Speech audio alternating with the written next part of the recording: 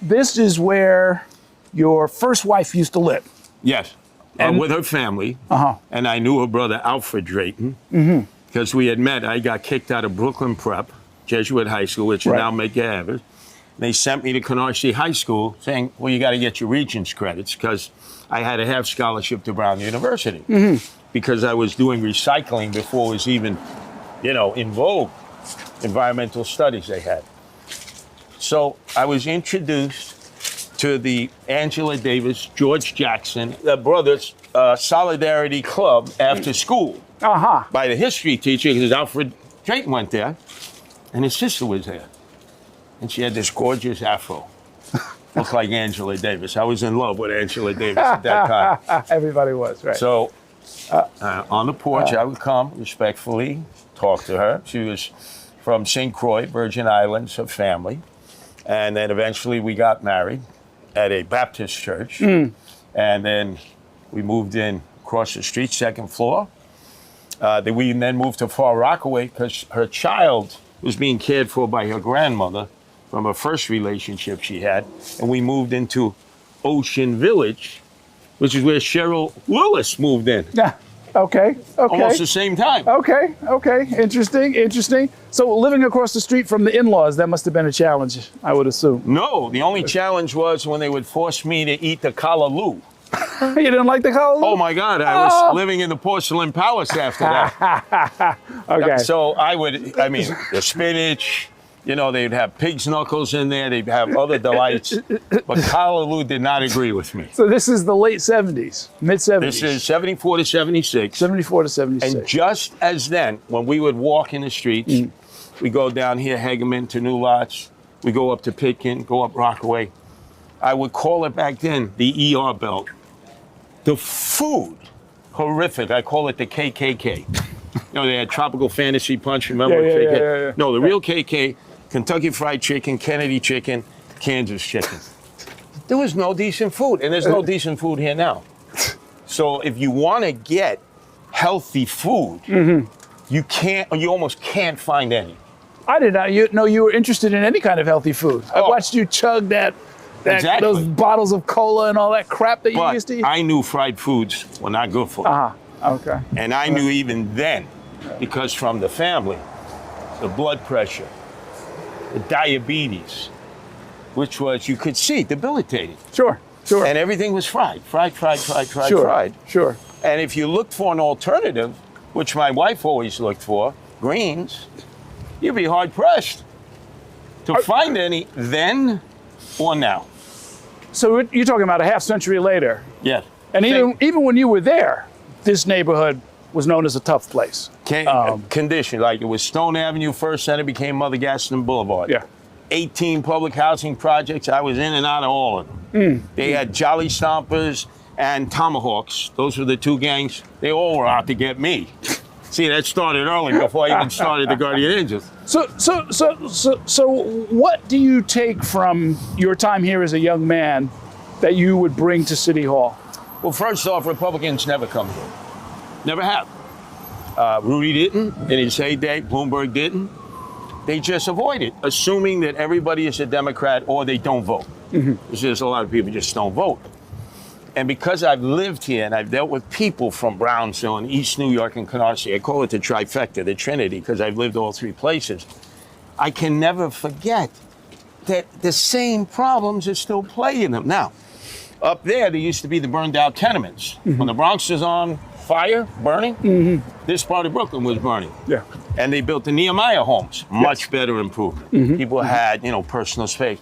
Those co-ops opposite our headquarters, my uncle, Jimmy Scalvone, was a butcher. The union funds went into establishing co-ops. You look at that building, how many years later? Yeah, good shape. Solid, yeah. Well maintained. Yeah. It's what I said should be in the projects. People should have ownership of their apartments. Ownership will lead to them getting more involved. Even if they're poor and indigent, I don't care if it's $5, $10. I mean, about 30% have to pay rent based on, how much they're making. They have to pay 30%. But the point is, ownership changes everything. Co-ops, condos. You look at all that. the chairman of HUD at that time, Jack Kemp, in Reagan Yes. time, Republican. Great idea, ownership. And guess who shot it down? Not the Democrats, the Republicans. Right. Because their attitude is, well, maybe these people can't handle it. What are you talking about? They can't handle it. You know they have tenant councils. They used to have tenant patrols in the toughest projects. Yeah, You'd have to come in and sign in, and it'd be mostly grandmas downstairs. You'd have to sign in. And if you didn't have business there, if you didn't know somebody there, they turn you away. There's a grandmother standing up to the Jowie Stompers and the Tomahawks. And believe it or not, those guys would stay away. So I saw all that firsthand. I know what works. I know what doesn't work, obviously. The school systems, a lot of children here will need alternative schools, vocational training. By fourth grade, a lot of these kids cannot read, write, or do math at grade level. And I remember in Gildersleeve Junior High School, where I went to in Canarsie, you had a guidance counselor.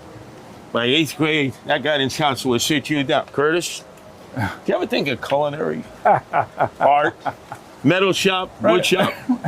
You ever think, there are a lot of good schools like Westinghouse, downtown Brooklyn, here are all the skills.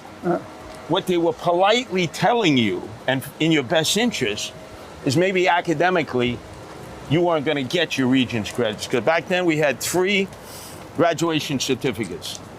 You had, obviously, Regents, vocational, you had a lot more vocational training, and you had the degree, you got the graduation certificate, general they called it, which meant you inhaled and exhaled.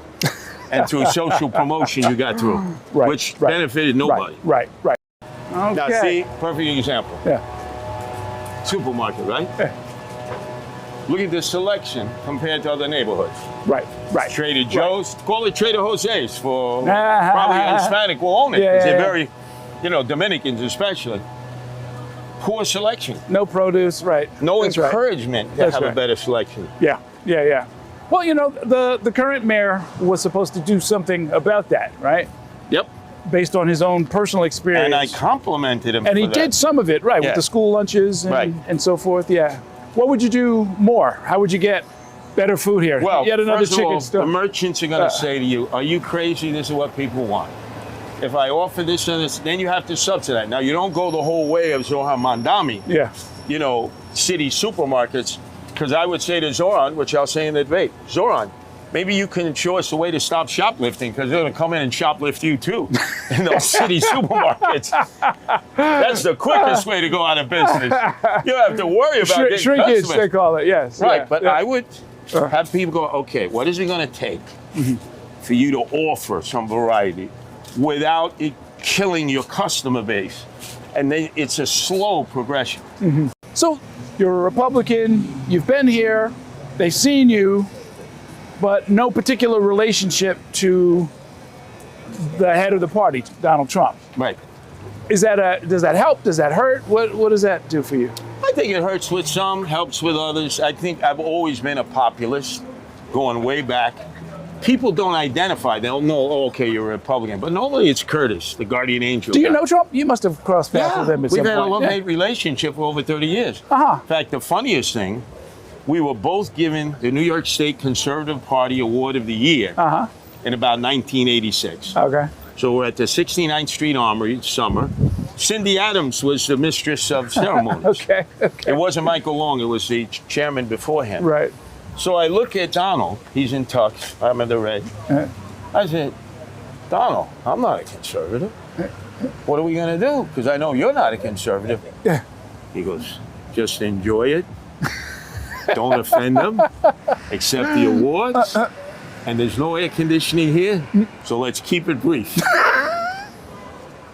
He wasn't a conservative.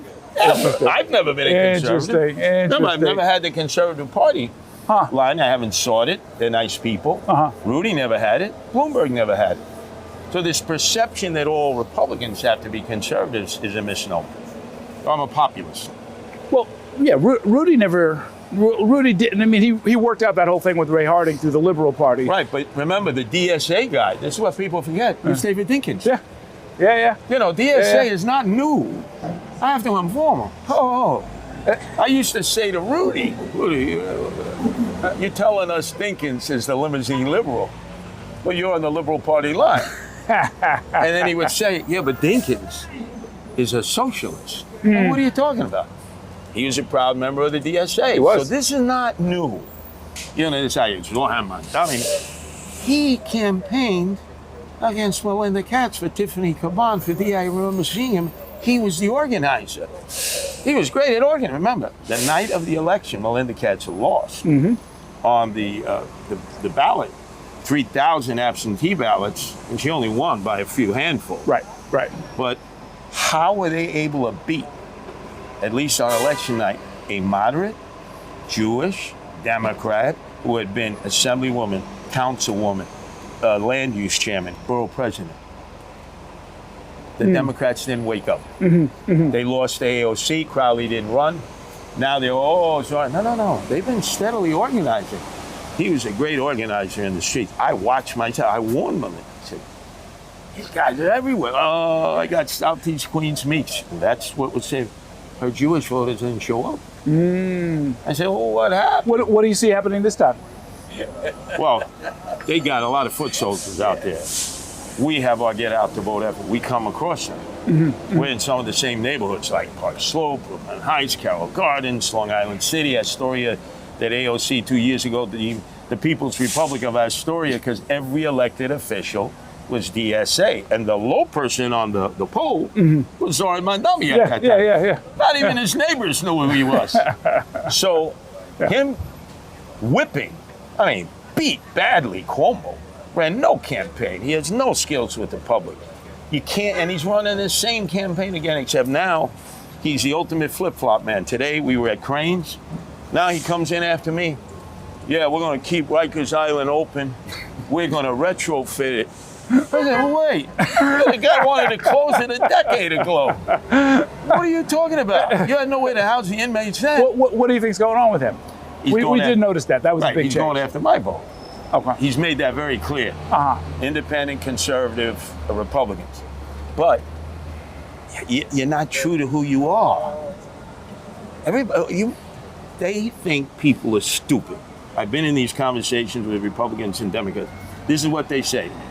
They won't remember what you said 5 seconds ago, 5 minutes ago, 5 weeks ago, 5 months ago, 5 years ago. I said, you really think people are stupid, huh? I don't. I trust the people. I don't trust you guys. Because you show me at any moment you'll flip-flop. And they don't even hesitate. Less than 30 days until the election. Somebody's going to get sworn in 58 days after that. So it's really right upon us, less than 90 days. If you're elected, what do you do in your first 100 days? What's on the agenda? First 100 days, first day, you go out to the precincts. You shake the hands of every police officer you can, man and women, serving. Not just normal shift, but swing shift, graveyard shift. And I got to try to return their qualified immunity. See, it's a difficult term for people to understand. But our city council stripped them of the insurance that protects all the other civil servants. So, got to do negotiation with the city council. But what I will say in each precinct, if you don't have qualified immunity, which they don't, protection from personal lawsuits, I give up my qualified immunity. Jumani, are you going to give up your qualified immunity? And go right on down the line. Why should they be separate and succinct? And then the corrections officers have to deal with them. They have the hardest job in the city. They're on a 12-hour 911 call on a ship. Most are women of color, getting sexually harassed, sexually assaulted, and then the inmates get put back right in the tier. Where's the Me Too movement for them? They have nobody representing their needs. Those are two people I would immediately address that I would be responsible for. And then we would be dealing with issue by issue by issue in the first 100 days. You know, everybody promises day one, I'm going to sign an executive order. Remember de Blasio? I'm going to get rid of the horse-drawn carriages. He lied because he knew he couldn't do that. It had to be done by city council. But notice how consistent I've been. I've always been opposed to it with my wife, 2021. Now, who's on board? Zorhan, Eric Adams, Cuomo, welcome on board. I'm ahead of the curve in many instances, but I'm always consistent. Okay, so there's a couple of issues there. Housing, affordability, what everybody keeps talking about. What's the early agenda for that? What do you do to help people who are in a crunch right now, facing eviction right now, can't find an apartment right now? use Brownsville as a perfect example. There's been a housing crisis ever since I lived here from 74 to 76. Across the street at co-ops that I was introduced to as a young boy, 1960, by my uncle, whose unions invested all their pension funds. We go across there today, except for the barbed wire and the scaffolding, which is like everywhere in the city. It's the same. These are tenants. They have their council, a co-op council. They do maintenance. They have a great place to live. If you were to say that to people, Brown say, oh, you're kidding. Public housing, there's 18 units I've been in and out of over the years. People should have the right of ownership. Jack Kemp said that as U.S. Secretary of HUD under Reagan. Great football player, congressman. My own Republicans turned down that idea. What? People who are poor and indigent, people of color are not capable of ownership? We know that's true. They are capable of ownership because look at all the people who own homes here. One of which I lived in for 2 years when I was first married. Let's talk about income. We looked at some of the numbers. Median household income in this area in Brownsville, this is 2023 numbers, $43,000, which is about 45% less than the citywide median. Yeah. Very low. 32% living in poverty. Do you see it as your role, if you're the mayor, to help reverse those trends? And if so, how do you do that? Well, especially the other area that I spent a lot of time in, the South Bronx, which has similar conditions. That's why I started the Guardian Angels. It hasn't gotten any better. And we've had a series of Democrats, and we had Republicans. They never really addressed this issue. Now, I'm not omnipotent. I don't declare to have all the answers. I know we're jumping right into a fiscal crisis that may be the same as it was in the late 70s when I formed the Guardian Angels, and Ed Koch, who had just been elected, had to answer to our financial control board put together by Governor Carey. You had Rohatyn, the banker, Gottbaum, the union leader. They invested their monies to keep us afloat. The state has got to balance its budget. DiNapoli says, hey, $36 billion gap. Trump keeps cutting. And Eric Adams had a budget for his reelection that was overblown. So I got to do the spreadsheets first. Because, you know, everybody likes to make promises. Zoran, oh, my God, he's promising everything under the sun. He's had to step back and say, well, if I don't get to $10 billion from the 1%ers, the richest, I may have to try to get it from somewhere else. Hey, Zoran, there's nowhere else to get it. You know, so the point is, I'm at least being honest. Let's see where the money is. Let's see what we can do. But I am not going to forsake the people of Brownsville, East New York, and the South Bronx who gave me the credibility of being leader of the Guardian Angels of a group that started in urban areas. Well, you recently said that you don't fear socialists. There are a number of people who do, who are afraid of what is happening. Something about the Mamdani candidacy, the DSA in general, has them very concerned.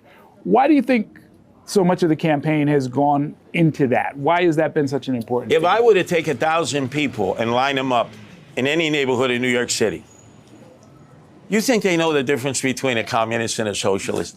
Now, I'm a Cold War baby, so that was drilled into us. You know, Nikita Khrushchev, we will bury you. We had to go under the desk every day and fear the dropping of, nuclear weapon.